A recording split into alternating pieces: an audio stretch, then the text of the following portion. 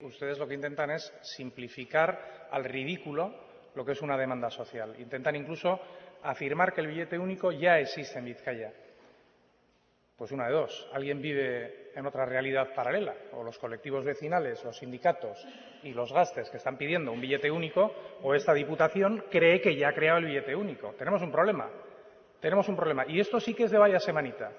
Que ustedes afirmen que ya está el billete único y que sindicatos, federaciones de vecinos y colectivos sociales y estudiantes estén demandándolo. Aquí algo falla.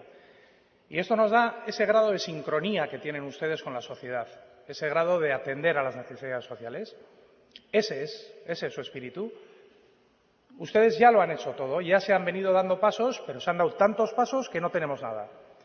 Y no quería usted hablar del Masterplan. Si quiere, hablamos del Masterplan.